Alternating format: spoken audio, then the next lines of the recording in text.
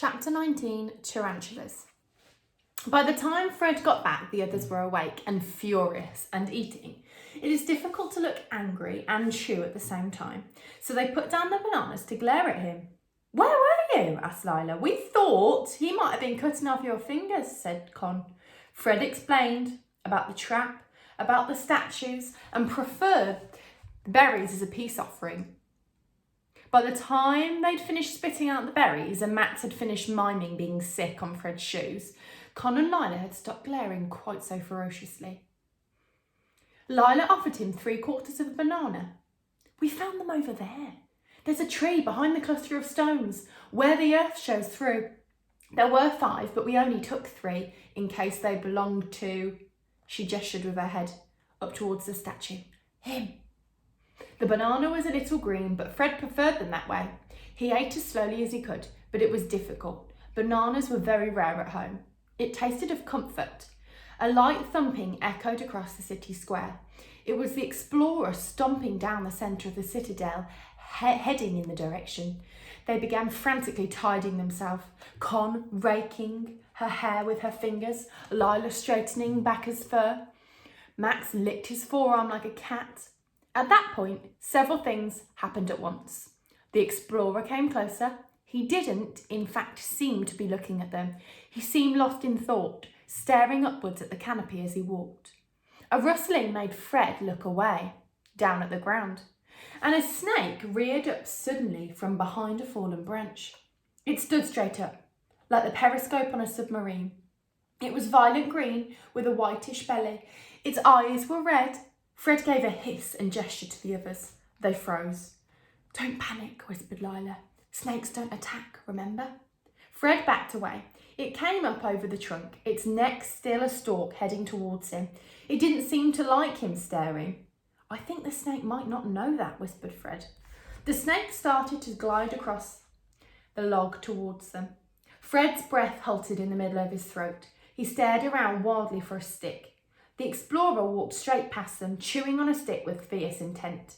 Without pausing in his stride, without seeming to take aim, he pulled a rock from his pocket and threw it at the snake. It cut through the air and struck the snake in the neck. The snake slumped to the ground. The explorer kept walking. He didn't look back. His eyes returned to the canopy overhead. Fred stared at Lila, at Con, and saw his own shot reflected back twice. "Where did he learn to do that?" whispered Lila. "And why?" hissed Con. "I thought he'd rather we were all dead. It'd be more convenient for him." "Don't you say that," said Max. "You can't." His face was full of righteous fury. "He killed the snake for us, and he's mine." The explorer stopped walking and his head whipped round to look at them. Con's mouth snapped shut and she backed behind Fred, but the man's eyes were on Max. The explorer strode back towards them. He bent, picked up the limp body of the snake and thrust it in his pocket. His voice was abrupt and without gentleness. "I have no wish to have it on my conscience if you die. Have none of you any idea what to do if you see a snake?" "No," said Fred. That should have been fairly clear, he thought. The explorer sighed. "For future reference, walk away, backwards, as fast as you can. Don't run, and hum as you go." "You want us to serenade a snake," said Con. "Why?" "They don't like the vibration. Or, if you can kill it, it makes a reasonable dinner. If you really plan to make the journey to Manus, you should know that. There are many great things you need to do. Can you fish?" "No," said Fred, "not really." "Can you hunt?" "No," said Lila. "Can you set traps?" "Any of you except Fred, who should now know." "No," said Con. "Why would we be able to? I live with a great aunt. She doesn't trap anything except dust and mice, but she doesn't eat them." Lila grinned at her, her wonky tufts shining conspicuously. "I see." The explorer drew in breath, a heave of air that seemed to cement a decision. "Right, then.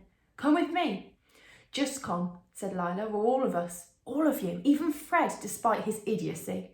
His eyes were hard, even in the miniature cataclysm in the cardigan. "He means you, Max," said Con. "I found a nest," said the explorer, "and I will share it with you, but I want to be clear. This is the only help I will give you. I have no time to waste on children." "A nest of what?" said Lila. She scooped back her up and settled him in her arms. He grasped hold of her upper arm and rested his nose in the crook of her elbow. You'll see. You'll see, Fred thought as they marched in single file behind the explorer, half running to keep up. You'll see were not reassuring words when spoken by someone whose fur coat still had the feet and faces attached. The nest, when they reached it, sticky with sweat and their hair full of twigs, did not look as Fred had expected. It was a hole in the ground. In fact, it was barely even that. The ground was covered in dry leaves and the hole was almost invisible. What's in there? Asked Fred.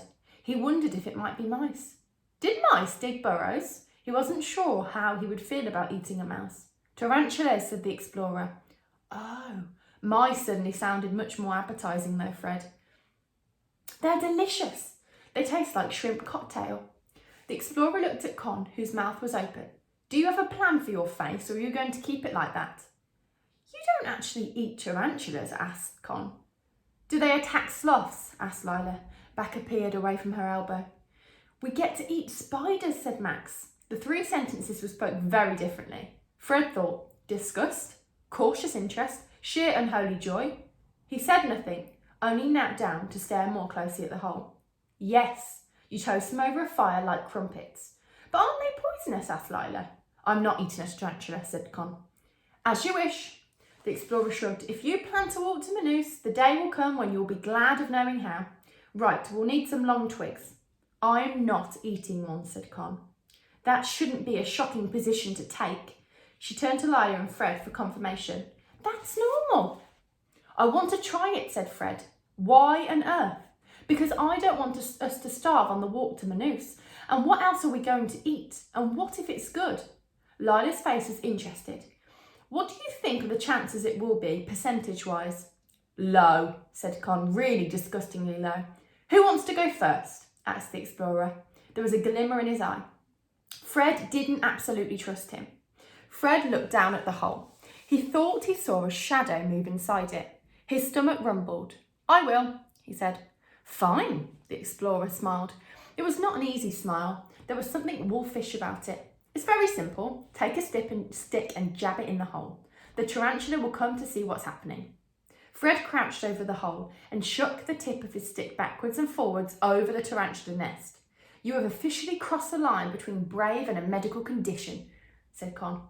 It can take a while, so don't give up, said the explorer. It's a good season for tarantulas. They should be meaty. He's mad, whispered Con to Lila. We're alone in a jungle with an actual real-life madman. Fred kept shaking his stick. Nothing happened. Con visibly relaxed. It's empty, she said. Thank goodness it's empty. 4 legs, jointed, thin and hairy, emerged from the nest. Fred froze. Keep going, barked the explorer. Move the stick backwards. Lure it out. The spider that emerged was as big as Fred's palm and a light brown. It's a female, said the explorer. The males are black. His hand darted past Fred and he grasped hold of the tarantula around the middle. He held his fingers well back from the pincers, which waved irritate in the air. Do you want to stroke it? He said. Sloths, when anxious, make noises halfway between a sheep and a seagull. Baka let out a tiny shrill bleat. Lila stepped back, her arm shielding the sloth's eyes. The honest answer, Fred thought, was no. It was a no loud enough to shake the foundations of the jungle. But the words that came out of his mouth were, which way do I stroke it? In the direction of the fur, from the head to the back end. Don't, Fred, said Con. She was standing with her back flat against a tree. She was pale under the dirt.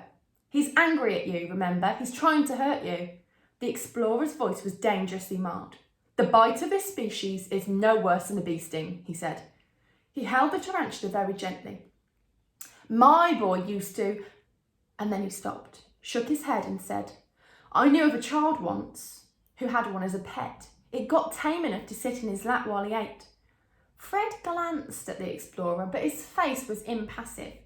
He laid his finger on the tarantula. It was unexpectedly soft and quivered under his touch. Now, said the explorer, pulling a knife from his pocket, suddenly very brisk, you slice along the back from the neck, here, so it feels no pain, like this, but don't cut the head off. He cut across the spider's neck, and then you wrap it in leaves. He dropped the spider onto a large leaf and handed it to Lila, who shuddered but held it in both hands. Now you tie it with grass, as if it was a parcel. Yes, good. There's another nest east of here. Remember, you can tell a tarantula hole from the opening, shallow at the front, and then a sudden dip into a tunnel. The journey to Manus takes you through rocky terrain. You'll be able to find them there quite easily. I once spent a whole month eating nothing but spiders and bananas. I had terrible yellow diarrhea, but I survived. He set off through the jungle without glancing behind him. Fred looked down at his hands. They smelt very slightly acidic. By the time they caught up with the explorer, he was leaning over another hole, sweeping back leaves and plants with his caiman skin shoe. This hole was significantly larger. Now, this one you have wrapped up like a birthday present is a common tarantula, but this hole, he prodded it with a stick, is different. This is the hole of the Goliath tarantula, Theraphosa blondi. He glanced pointedly at Con's hair. The Goliath tarantula has hairs on its rump, which it sheds if it feels threatened. And God knows I'd feel threatened if I was faced with a bunch of children. The hairs sting if it gets on your skin, like nettles, but far worse. Do you understand? Yes. Good. Never mix up your tarantulas if you're planning to stroke them. It seemed sensible advice, Fred thought, if useful only in rare circumstances. Are they the ones they call bird eaters? Asked Lila. Exactly, said the explorer, looking down at her with some approval. Although they rarely eat birds, mostly toads and worms and the occasional rat. They didn't need to tempt out the Goliath tarantula. As Fred leaned forward to peer into the hole, the front legs emerged. He stepped backwards fast. 4 legs more followed, and a great round body covered in thick hair. Con retched. Max squealed with delight. Lila stepped in front of her brother, pushing him behind her. She clutched back and more tightly. The spider was as big as Max's face. It moved slowly towards Max's ankle, as calmly as if he were trying to tie a shoelace. The explorer reached down, pressed the spider to the ground with a stick, and gathered at the legs with his fingers. Hand me some leaves, one of you, and watch your feet. There'll be more. By late afternoon, they had 6 tarantulas. They took them home to their fire, and Lila laid them neatly in a row. Good. Now you toast them on sticks until all the hair burns off, said the explorer. They'll start giving off a squeaky noise. It's the hot air escaping from the space between the leg joints. That's a sign they're done. You can eat all of it, including the face. The face, said Con weakly. The explorer laughed. He picked up 2 of the parcels, leaving them 4. You're on your own now, he said. Don't disturb me again, or I'll serve your eyeballs to the caiman like olives at a cocktail party. They stared at the bulk of his retreating back as he strode into the jungle. Fred speared his tarantula on a stick and held it over the fire, watching it turn dark brown in the flames. Lila toasted Max's for him. Con lay still in the parcel. She refused to look at it. It's a spider, she kept whispering. After 10 minutes, the spider began to whistle, a sound like a kettle. Fred gathered all his courage together. He pulled the tarantula off the stick. It was hot and crispy, but it looked unambiguously spidery. He held his nose and bit a leg off. He was astonished. They tasted a bit fish-like and salty like the sea. He took another larger bite. It's not bad, he said. Con stared at him, incredulous. You're eating spiders, you do realise that? Max took a bite of his.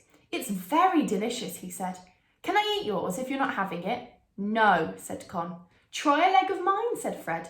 The spider made him feel more awake. He could imagine the journey home, really imagine it, for the first time. Walking by day and eating spiders and whatever fruit they could find each night. He thought of his father meeting him at the dock in Portsmouth, bending to pull Fred into his arms. He shook himself and tried to push the thought away. It tastes of fishy chicken, said Lila. Really, truly, it's not bad. Promise it's not a trick? Promise, try mine. Fred burnt his. Lila held out a spider leg. Very gingerly, Con took the leg from Lila. She sniffed it. It doesn't smell of anything, just the fire, she said suspiciously. She closed her eyes and bit the tip of her foot. Her eyes opened in surprise. It's not terrible, she said. It tastes almost like food. I love them, Max spoke, with half a spider hanging out of his mouth. They should sell them at the pantomime with ice creams.